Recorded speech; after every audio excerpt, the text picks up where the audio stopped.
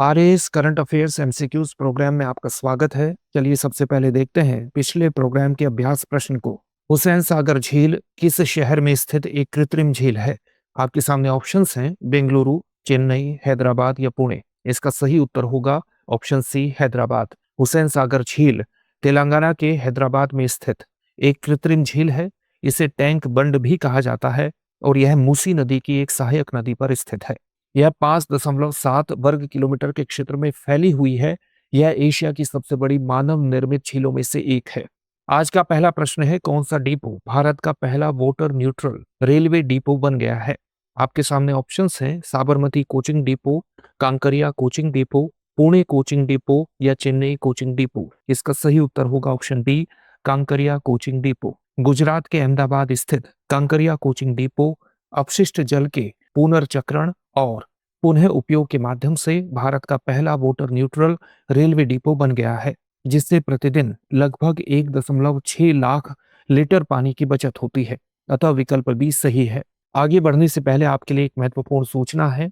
दृष्टि संस्थान की सिविल सर्विसेज डे सेल का आज आखिरी दिन है। इसके अंतर्गत आप दृष्टि लर्निंग ऐप पर उपलब्ध आरएएस के सभी ऑनलाइन कोर्सेज और टेस्ट सीरीज पर 50% तक की छूट प्राप्त कर सकते हैं। साथ ही बुक्स पर भी आप 25% की छूट प्राप्त कर सकते हैं। तो इस छूट का लाभ उठाने के लिए अभी डिस्क्रिप्शन में दिए गए लिंक पर क्लिक करके इस छूट से जुड़ें या डाउनलोड करें दृष्टि लर्निंग ऐप।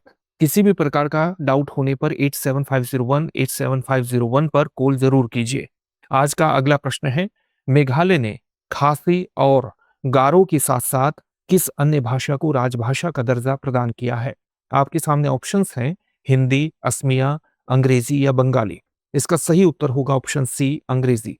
मेघालय कैबिनेट ने मेघालय राजभाषा अध्यादेश 2026 को मंजूरी दे दी है, जिसके तहत खासी और गारो को अंग्रेजी के साथ आधिकारिक भाषा का दर्जा दिया गया है। अतः विकल्प सी सही है।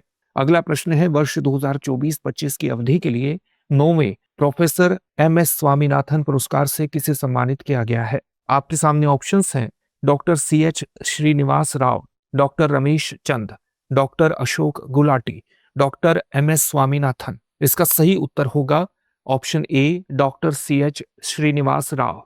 आईसीएआर राष्ट्रीय कृषि अनुसंधान प्रबंधन अकादमी के निदेशक डॉक्टर सी.एच.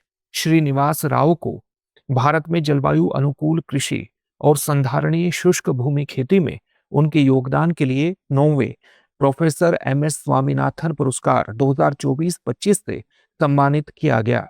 अतः विकल्प ए सही है। अगला प्रश्न है, सिविल सेवा दिवस 2026 की थीम क्या है?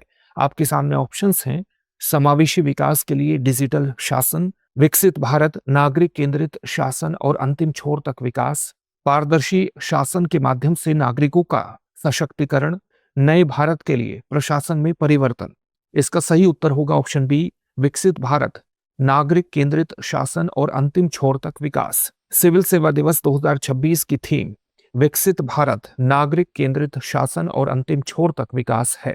यह नागरिक केंद्रित शासन को मजबूत करने और स्थानीय स्तर पर सरकारी सेवाओं की प्रभावी डिलीवरी सुनिश्चित करने पर केंद्रित है। अतः विकल्प बी सही है। चलिए अब देखते हैं आज के अभ्यास प्रश्न को। किस अंतर्राष्ट्रीय संगठन ने 1 बिलियन लोगों के लिए जल सुरक्षा में सुधार हेतु वोटर फॉरवर्ड पहल शुरू की है? आपके सामने ऑप्शंस हैं अंतर्राष्ट्रीय मुद्रा कोष, विश्व व्यापार संगठन, एशियाई विकास बैंक, विश्व बैंक। इस प्रश्न का उत्तर कमेंट बॉक्स में कमेंट करके जरूर दीजिए। धन्यवाद। अब एग्जाम की तैयारी को और बेहतर करने के लिए हमारे चैनल को लाइक, शेयर और सब्सक्राइब करना ना भूलें।